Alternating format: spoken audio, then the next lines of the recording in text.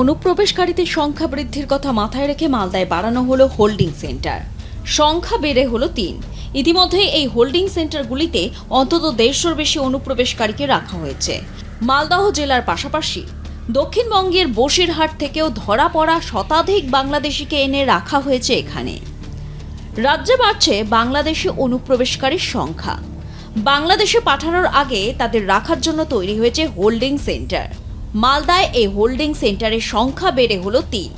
Police সূত্রে খবর, প্রথমে মালদহের ইংরেজ বাজারে বাগবাড়িতে স্বনির্ভর গোষ্ঠী প্রশিক্ষণ কেন্দ্রে হোল্ডিং সেন্টার করা হয়। এরপর পুরাতন মালদার নারায়ণপুরের জলঙ্গা মাঠে ফ্ল্যাট সেন্টারে দ্বিতীয় হোল্ডিং সেন্টার চালু করেছে প্রশাসন। এরই পাশাপাশি মালদহের বামনগোলা থানার পাকুয়াহাট কর্মতীর্থে জেলার তৃতীয় হোল্ডিং সেন্টার চালু করা হলো। ইতিমধ্যেই মালদা জেলায় ধরা পড়া বেশ কিছু অবৈধ বাংলাদেশি অনুপ্রবেশকারীকে পুশব্যাক করেছে প্রশাসন। ধাপে ধাপে বাকিদেরও হোল্ডিং সেন্টার থেকে পাঠানো হবে বাংলাদেশে। ভারত বাংলাদেশ সীমান্তবর্তী জেলা মালদহে বাংলাদেশি অনুপ্রবেশকারীদের ধরতে ইতিমধ্যেই সক্রিয় প্রশাসন। ইতিমধ্যেই জেলায় বেশ কিছু বাংলাদেশি ধরা পড়েছে। ভবিষ্যতেও মালদা এবং অন্যান্য জেলায় ধরা পড়া অনুপ্রবেশকারীর সংখ্যা বাড়তে পারে। এই ভাবনা থেকে সীমান্তবর্তী জেলা মালদহে হোল্ডিং সেন্টারে পরিকাঠামো বাড়ানো হয়েছে বলে জানিয়েছেন জেলা পুলিশ সুপার অনুপম সিং। আমাদের মালদা ডিস্ট্রিক্টে এখন পর্যন্ত টোটাল 3 হোল্ডিং সেন্টার আছে, যার টোটাল ক্যাপাসিটি 250 থেকে 300 মধ্যে আছে। ওর মধ্যে আমাদের দুটা হোল্ডিং সেন্টার যে ইংলিশ বাজার আর ওল্ড মালদাতে ছিল, ওটা একদম 100% অপারেশনাল আছে। ওখানে আমাদের 150 প্লাস বাংলাদেশি যে আছে ওনাদেরকে রাখা হয়েছে। হ্যাঁ, আজকে বামনগোলা পাকুয়াহাটে যে একটা কর্মতীর্থ আছে, ওটা আমরা হোল্ডিং সেন্টার প্রপোজ করেছিলাম। ডিএম স্যার ওটা অ্যাপ্রুভ করেছেন এসডিও থেকে। আমরা ফিউচার প্ল্যানিং রেখে আমরা হোল্ডিং সেন্টার রেখেছি, যাতে যদি ফিউচারে আমাদেরকে দরকার হয় তাহলে আমরা দেন অ্যান্ড দেয়ার হোল্ডিং সেন্টার পেতে পারি। এটা আমরা ফিউচার হিসাবে করছি, যাতে ক্যাপাসিটি আমাদের রেডি টু থাকে, যখন দরকার হয় আমরা ওটাকে ইউজ করতে পারি। হ্যাঁ, কিছু কিছু ডিস্ট্রিক্ট বেশি বসিরহাট থেকে আমাদের এখানে বাংলাদেশিদেরকে রাখা হয়েছে। হ্যাঁ, অনেক লোক স্বেচ্ছা থেকেও আসছেন আর অনেক লোক ধরাও পড়ছেন। বোথ টাইপের লোক আমাদের এখানে আসছে। কি রে, তোর বেশ র্যাশ হয়েছে দেখছি। হ্যাঁ রে, কি করবো বলতো, র্যাশগুলো কিছুতেই কমছে না। অনেক কিছু ইউজ করলাম তবুও কমছে না। আমার মনে হয় তোকে কোনো একজন ভালো ডার্মাটোলজিস্টের কাছে দেখানো উচিত। তুই ঠিক বলেছিস, কিন্তু কোনো ভালো ডার্মাটোলজিস্ট থাকলে একটু সাজেস্ট কর না প্লিজ। এই তোর তো একবার র্যাশ হয়েছিল না? তুই কোথায় দেখিয়েছিলিস? তুই একবার গৌরীদেবী হসপিটালসে দেখাতে পারিস। ওখানে ভালো এক্সপিরিয়েন্স ডার্মাটোলজিস্ট আছে। আমারও সেম প্রবলেম হয়েছিল। এখন ওখানে ট্রিটমেন্ট নিয়ে আমি এখন ঠিক আছি।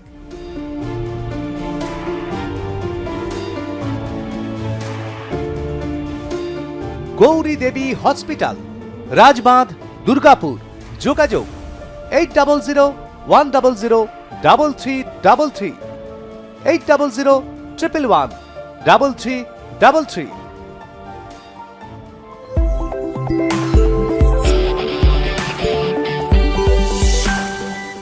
অনুপ্রবেশকারী শব্দটির সঙ্গে আমরা সকলেই কম বেশি পরিচিত, তবে অনেকের কাছেই হোল্ডিং সেন্টারের ধারণাটা ঠিক স্পষ্ট নয়। চলুন আপনাদের ছোট করে বুঝিয়ে বলি।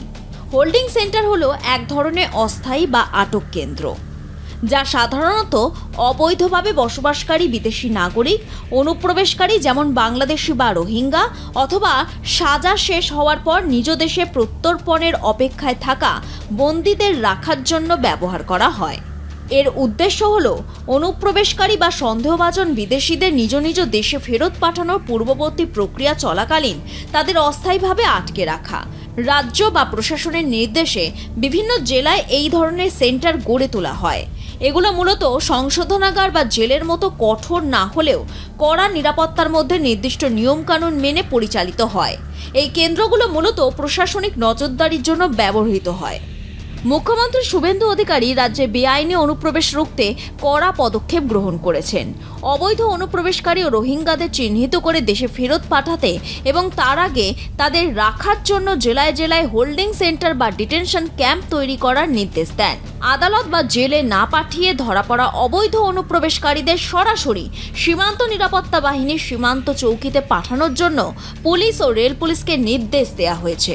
রাজ্যের স্বরাষ্ট্র দপ্তরের নির্দেশ অনুযায়ী সন্দেহভাজন অনুপ্রবেশকারীদের সর্বোচ্চ 30 দিন এই হোল্ডিং সেন্টারগুলোতে রেখে তাদের নাগরিক তথ্য যাচাই ও প্রত্যর্পণের কাজ সম্পন্ন করা হচ্ছে। স্বরাষ্ট্র দপ্তর সূত্রে প্রাপ্ত তথ্য অনুযায়ী রাজ্য জুড়ে এই ধরনের 11টি হোল্ডিং সেন্টার কার্যকর রয়েছে, যার মধ্যে মালদায় নয়া 3 হোল্ডিং সেন্টারও রয়েছে। বাংলাদেশি হয়েও এতদিন এ রাজ্যে সুযোগ সুবিধা ভোগ করেছেন তাদের প্রত্যেককে বাংলাদেশে ফেরত পাঠানো হবে বলে জানিয়েছেন মালদার বিজেপি বিধায়ক গোপাল সাহা। বাংলার স্বার্থে, বাংলার উন্নয়নের জন্য ভারতীয় যারা তারা সেই সুবিধা পাবে। হোল্ডিং সেন্টারে কারা থাকবে? যারা ভারতীয় নয়, যারা অনুপ্রবেশকারী আইডেন্টিফাই করছে এবং নির্দিষ্ট জায়গায় রাখছে, তারা সেটা হোল্ডিং সেন্টার নাম দিয়েছে। এখন তো হোল্ডিং সেন্টার জেলায় হয়েছে, আমাদের এই ওরমালদা শুনলাম, জলঙ্গাতে হয়েছে, শুনলাম আমি এটা শুনেছি। গভর্নমেন্টের মতো কাজ করবে।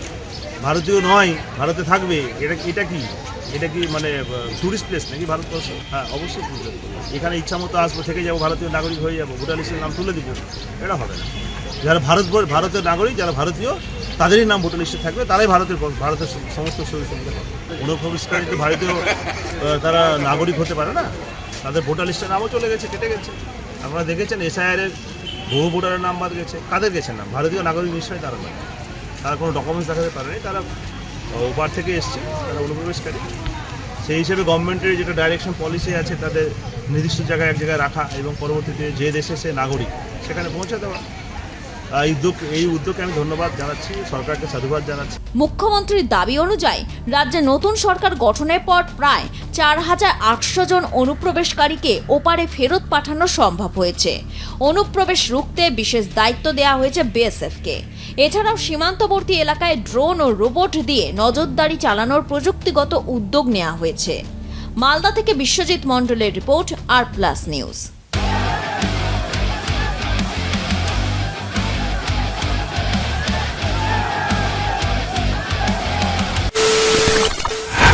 খবরের নামে প্রতিদিন সন্ধে আপনার ড্রয়িং রুমে কি শুধুই চিৎকার চেঁচামেচি খেয়ে আসে? বিতর্কের নামে চলে গালাগালি আর কাদা ছোড়াছুড়ি। এবার সময় পরিবর্তনের, কারণ আমরা কান ফাটানো চিৎকারে বিশ্বাস করি না। আমরা বিশ্বাস করি খবরের সত্যতায়। আমরা কোনো পক্ষের হয়ে গলা ফাটাই না, আমরা সাধারণ মানুষের হয়ে প্রশ্ন তুলি। চিৎকার নয়, শুধু খবর হবে, যেখানে বিতর্ক আছে কিন্তু কুৎসিত ঝগড়া নেই। সঠিক তথ্য, বিশ্বস্ত খবর। নজর রাখুন R+ নিউজে।